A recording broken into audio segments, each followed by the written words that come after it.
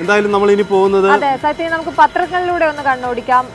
ഇന്നത്തെ പത്രം 18മായി ചേരുന്നത് കിരൺ ബാബു ആണ്. കിരൺ ബാബു അവിടെ നിന്ന് ചേരുന്നത്. കിരൺ, ഇന്ന് ഏറ്റവും പ്രധാനമായി പത്രങ്ങൾ കൈകാര്യം ചെയ്തിരിക്കുന്ന വാർത്ത എന്താണ്? ഉൾപേജുകളിലൊക്കെ കൂടി നമുക്കൊന്ന് ഓട്ടപ്രദക്ഷിണം നടത്താം.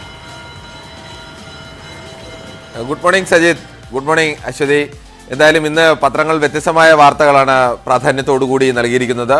ഇന്ന് ബജറ്റിൻ്റെ മറുപടി ഉണ്ട്. മറുപടിയിൽ ഏതെങ്കിലും തരത്തിലുള്ള ഇളവ് ഉണ്ടാകുമോ എന്നുള്ള ഒരു പ്രതീക്ഷ അല്ലെങ്കിൽ അതിനെക്കുറിച്ചുള്ള വിവിധ സൂചനകളൊക്കെ പല പത്രങ്ങളും നൽകിയിട്ടുണ്ട്. അതോടൊപ്പം തന്നെ ഭൂകമ്പത്തിലെ മരണസംഖ്യ തന്നെയാണ് എല്ലാ പത്രങ്ങളും ഒന്നാം പേജിൽ വളരെ പ്രാധാന്യത്തോടു കൂടി നൽകിയിട്ടുള്ളത്. സമീപകാലത്തൊന്നും ഉണ്ടാകാത്ത രീതിയിലേക്ക് വലിയ മരണസംഖ്യ ഉയർന്ന ഭൂകമ്പമാണ് ഉണ്ടായത്. അതിൻ്റെ വ്യത്യസ്തമായ ചിത്രങ്ങളും വിവരങ്ങളും എല്ലാം പത്രങ്ങളെല്ലാം നൽകിയിട്ടുണ്ട്. അല്ലാതെ കേരളത്തിൽ പൊതുവായ ഒരു വിഷയം ഒന്നാം പേജിൽ ലീഡായി നൽകേണ്ട മറ്റു വിഷയങ്ങളൊന്നും ഉണ്ടായിട്ടില്ല. അതോടൊപ്പം തന്നെ ജഡ്ജിയുടെ നിയമനം അംഗീകരിച്ചത് സംബന്ധിച്ച വാർത്തയും എല്ലാ പത്രങ്ങളും പ്രാധാന്യത്തോടു കൂടി തന്നെ നൽകിയിട്ടുണ്ട്. എന്തായാലും പത്രങ്ങൾ നമുക്ക് നോക്കി വരാം. മനോരമയുടെ ഒന്നാം പേജിൽ തുർക്കിയിലെയും സിറിയയിലെയും ഭൂകമ്പം സംബന്ധിച്ച വാർത്ത, മരണം 7200 കടന്നു എന്നുള്ളതാണ്. അത് വളരെ കൃത്യമായി തന്നെ ആ ചിത്രം കൊണ്ട് തന്നെ വ്യക്തമാണ് എത്രത്തോളം പ്രയാസമേറിയതാണ്. ഒരു കുഞ്ഞിനെ, ഒരാളെ രക്ഷിക്കുന്നതിൻ്റെ ചിത്രം, ആ ചിത്രത്തിൻ്റെ ആദ്യം അത് പ്രത്യേകമായി കൊടുത്ത് അത് പ്രത്യേകമായി എൻലാർജ് ചെയ്ത് തന്നെ കൊടുത്തിരിക്കുന്നു. ഒരാളുടെ കൈ പിടിച്ച് നിൽക്കുന്ന ഒരു ചിത്രമാണ്. പൊന്നെ അച്ഛനുണ്ട് ചാരെ എന്നുള്ളതാണ്. അവിടെ മകൻ ഉള്ളിൽ കുഞ്ഞ് കിടക്കുകയാണ്, പക്ഷേ കുഞ്ഞിനെ രക്ഷിക്കാൻ കഴിയുന്നില്ല, അച്ഛൻ അടുത്തുണ്ട് എന്നുള്ള ഒരു ഹൃദയസ്പർശിയായ ആരുടെയും കണ്ണ് നനയ്ക്കുന്ന ഒരു ചിത്രം തന്നെയാണ്. ആ ചിത്രത്തിൽ തന്നെ ഉണ്ട് ആ ഭൂകമ്പത്തിൻ്റെ എല്ലാവിധ ആഴവും അതിൻ്റെ ഭീകരതയും എല്ലാം. മറ്റു വിവരങ്ങളെല്ലാം തന്നെ കൃത്യമായി തന്നെ മനോരമയടക്കം എല്ലാ പത്രങ്ങളും നൽകിയിട്ടുണ്ട്. വാട്ടർ ചാർജിൻ്റെ വർധനവ് 50 രൂപ മുതൽ 500 രൂപ വരെയാണ് വർധന ഉണ്ടാകുന്നതെന്നും ഓരോരുത്തർക്കും നിലവിൽ 5000 ലിറ്റർ ഉപയോഗിക്കുന്നവർക്ക് എത്ര രൂപയാണ് വർദ്ധിക്കുന്നത്, 10,000, 20,000, 25,000 അങ്ങനെ ഓരോ കണക്കും കൃത്യമായി തന്നെ കൊടുത്തിരിക്കുന്നുണ്ട്. സർക്കാർ അത്രയേറെ വലിയ വർധനവിലേക്ക് വരുന്നില്ല. 1 ലിറ്ററിന് 1 പൈസയാണ് വർദ്ധിക്കുന്നത്. അതുകൊണ്ട് തന്നെ അതൊരു കാര്യമായ വർധന അല്ല എന്ന് അവകാശപ്പെടുമ്പോൾ സാധാരണഗതിയിൽ 15,000-ഓ 20,000-ഓ ലിറ്റർ ഉപയോഗിക്കുന്ന ഒരു സാധാരണ വീടിൽ ഉണ്ടാകുന്ന വർധന എത്ര രൂപയാണ്, ഒരു മാസത്തിൽ ഉണ്ടാകുന്ന അധിക ചെലവ് എത്രയാണ് എന്നത് വളരെ കൃത്യമായി തന്നെ മനോരമ നൽകിയിരിക്കുന്നു. മറ്റു പത്രങ്ങളും ഇത് പ്രാധാന്യത്തോടുകൂടി തന്നെ ഇത്തരം ചാർട്ടുകളടക്കം നൽകിയിട്ടുണ്ട്. എന്തായാലും ഇന്നലത്തെ വിവാദം സംബന്ധിച്ചായിരുന്നു. മറ്റൊന്ന്, സെസ് പിന്നോട്ടില്ലെന്ന് സൂചിപ്പിച്ച് മുഖ്യമന്ത്രി, കുറയ്ക്കുമോ ഇന്നറിയാം എന്നുള്ളതാണ്. ഇതും മറ്റു പത്രങ്ങളും പ്രാധാന്യത്തോടു കൂടി നൽകിയിട്ടുണ്ട്. പെട്രോളിന് ഏർപ്പെടുത്തിയ സെസ്സിൽ നിന്ന് ഒരു പിന്മാറ്റം ആദ്യം ഉണ്ടായേക്കും എന്നുള്ള സൂചനകൾ ഉണ്ടായിരുന്നു. പക്ഷേ അത് ഉണ്ടാവില്ല എന്നുള്ള സൂചനകളാണ് അവസാന നിമിഷം മുഖ്യമന്ത്രിയിൽ നിന്നും ധനമന്ത്രിയിൽ നിന്നുമെല്ലാം ഇതുവരെ പുറത്തു വന്നിട്ടുള്ളത്. എന്തായാലും ഇന്ന് ധനമന്ത്രിയുടെ മറുപടി സഭയിലുണ്ട്. സഭയിൽ അറിയാം ഏതെങ്കിലും തരത്തിലുള്ള ഇളവ് ഉണ്ടാകുമോ ഇല്ലയോ, അതിൽ മറ്റേതെങ്കിലും ഭാഗത്ത് ഇളവ് പ്രഖ്യാപിക്കുമോ എന്നുള്ളതെല്ലാം അറിയാം. എന്തായാലും പ്രതിപക്ഷം ശക്തമായ സമരത്തിൽ തന്നെയാണ്. പ്രതിപക്ഷം സമരം ചെയ്യുന്നതുകൊണ്ട് തന്നെ അത്തരം ഒരു തീരുമാനത്തിലേക്ക് പോകാനുള്ള സാധ്യത കുറവ് എന്നുകൂടി ആ തരത്തിലെ ഒരു നിരീക്ഷണം കൂടിയും വരുന്നുണ്ട്. എന്തായാലും ആ വാർത്ത പ്രാധാന്യത്തോടു കൂടി തന്നെ പത്രങ്ങളെല്ലാം തന്നെ നൽകിയിട്ടുണ്ട്. മറ്റൊന്ന്, മാതൃഭൂമി അടക്കം എല്ലാ പത്രങ്ങളും നൽകിയിട്ടുണ്ട്. ജഡ്ജി നിയമനത്തിൽ സുപ്രീം കോടതി യോഗ്യതയും അനുയോജ്യയും വ്യത്യസ്തമാണ് എന്നുള്ളതാണ്. യോഗ്യത ഒരാൾക്കുണ്ടോ എന്നുള്ളതാണ്. അത് അനുയോജ്യമാണോ അല്ലയോ എന്നുള്ളതിനേക്കാൾ പ്രധാനപ്പെട്ട വിഷയം. അതിൽ സുപ്രീം കോടതിയുടെ തീരുമാനത്തിലേക്ക് നയിച്ച പ്രധാന പോയിന്റുകൾ ഇതെല്ലാം തന്നെ പ്രാധാന്യത്തോടു കൂടി തന്നെ പ്രധാനപ്പെട്ട പത്രങ്ങളെല്ലാം തന്നെ നൽകിയിട്ടുണ്ട്.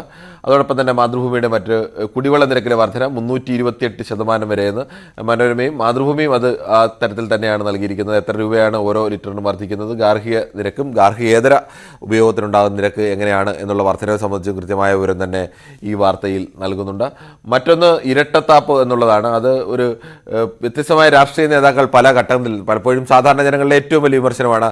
പ്രതിപക്ഷത്തിരിക്കുമ്പോൾ ഒന്ന് പറയും, ഭരണപക്ഷത്താകുമ്പോൾ മറ്റൊന്ന് പറയും. അത് പല രാഷ്ട്രീയ നേതാക്കളുടെയും ഭാഗത്തുനിന്നുണ്ടാകുന്ന, പ്രതിപക്ഷത്തിരിക്കുമ്പോൾ അവർ നടത്തുന്ന പല ആക്രമണങ്ങളും കേട്ട് കഴിഞ്ഞാൽ അതേ വാചകം തന്നെ ഇപ്പോൾ ഭരണപക്ഷത്തിരിക്കുന്ന സമയത്ത് എടുത്തു വെച്ച് കഴിഞ്ഞാൽ ഇത് ആർക്കെതിരെയാണ് പറയുന്നത് എന്നുള്ള സംശയം തോന്നും. 4 പ്രധാന നേതാക്കളുടേതാണ്. ഒന്ന്, VS തന്നെ പണ്ട് പറഞ്ഞതാണ്, സംസ്ഥാനത്ത് ഭരണമാറ്റമുണ്ടായാൽ നയാ പൈസ തിരിച്ചു കിട്ടുമെന്ന് ADB സായിപ്പന്മാർ പ്രതീക്ഷിക്കേണ്ടതില്ല. സെക്രട്ടേറിയറ്റിനുള്ളിൽ സ്ഥാനം പിടിച്ചിരിക്കുന്ന ADB പ്രതിനിധികളെ പിടിച്ച് പുറത്താക്കും എന്ന് VS പറഞ്ഞതാണ്. അത് 2002 ഡിസംബർ 18 പറഞ്ഞാണ്. അതേ ADBക്ക് വേണ്ടി വായ്പയ്ക്ക് തിരിച്ചടയ്ക്കാൻ വേണ്ടി ഇപ്പോൾ അധിക സെസ് ഏർപ്പെടുത്തേണ്ട അവസ്ഥയിലേക്ക് സർക്കാർ പോകുന്നതിനെ പരിഹസിച്ചുകൊണ്ടുള്ളൊരു വാർത്തയാണ്. അതോടൊപ്പം തന്നെ വി മുരളീധരൻ ഇന്ധനവില വർധനവിനെ സംബന്ധിച്ച് ഇന്ധനവിലക്കെതിരെ UPA ഭരണകാലത്ത് അതിശക്തമായി ആഞ്ഞടിക്കുകയും ഇന്ധനവില അംഗീകരിക്കാൻ കഴിയില്ലെന്നത് കൊള്ളയാണ് എന്നെല്ലാം പറയുകയും ട്രെയിൻ തടയൽ സമരം പ്രഖ്യാപിക്കുകയൊക്കെ ചെയ്ത ആളാണ്. അന്ന് 45 രൂപ വിലയുണ്ടായിരുന്ന ഇന്ധനത്തിന് ഇപ്പോൾ അന്ന് പ്രഖ്യാപിച്ച കാലത്ത് 45 രൂപ വിലയുണ്ടായിരുന്ന ഘട്ടത്തിലാണ് വി മുരളീധരൻ്റെ പ്രഖ്യാപനം.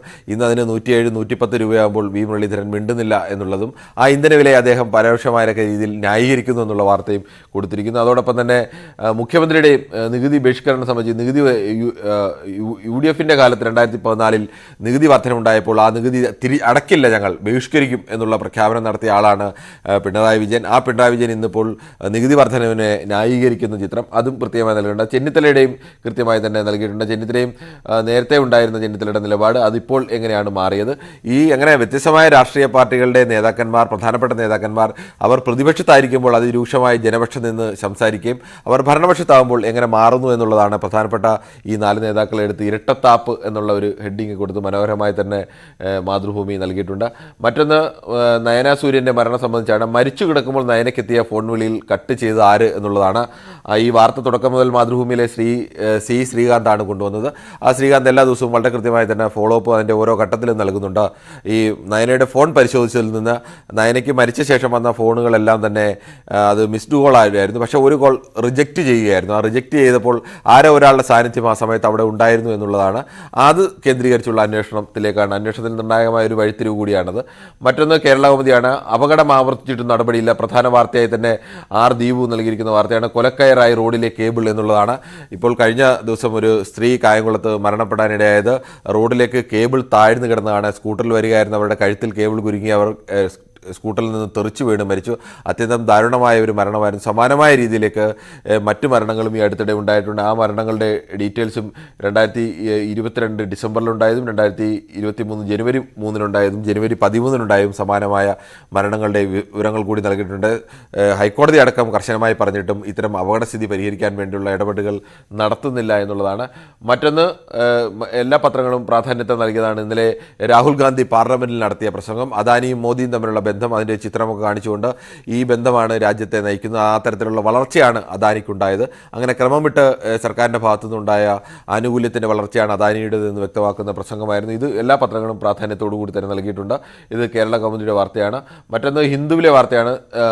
ഈ നമ്മുടെ കേരളത്തിലേക്ക് ഉണ്ടാകുന്ന ആഭ്യന്തര ടൂറിസ്റ്റുകളുടെ എണ്ണത്തിൽ കേരളം റെക്കോർഡ് വളർച്ചയിലേക്കാണ്. കോവിഡിന് ശേഷം, കോവിഡിന് മുമ്പുണ്ടായിരുന്ന കാലത്തേക്കാൾ കൂടുതൽ സന്ദർശകർ കേരളത്തിലേക്ക് എത്തുന്നത്. ഏതെല്ലാം ജില്ലയിലാണ് ഏറ്റവും കൂടുതൽ പേരെത്തിയത്?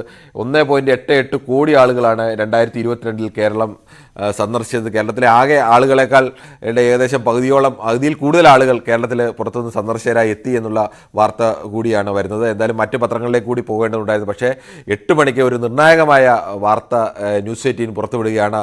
ഉമ്മൻചാണ്ടിയുടെ രോഗവിവരങ്ങൾ സംബന്ധിച്ച്, അത് സംബന്ധിച്ച് വിവാദങ്ങൾ സംബന്ധിച്ച് ചാണ്ടിയുമ്മൻ, അദ്ദേഹത്തിന്റെ മകൻ ചാണ്ടിയുമ്മൻ മനസ്സ് തുറന്ന് പറയുകയാണ്. അഭിമുഖത്തിലേക്ക് നമ്മൾ പോവുകയാണ്. ചാണ്ടിയുമ്മനുമായുള്ള അഭിമുഖത്തിലേക്ക് നമ്മൾ പോവുകയാണ്. പ്രഭാത കേരളത്തിൽ ഒരു ഇടവേളയ്ക്ക് ശേഷം ന്യൂസ് 8 പ്രദീപുള്ള ചാണ്ടിയുമ്മനുമായി നടത്തിയ ആ അഭിമുഖത്തിലേക്ക്.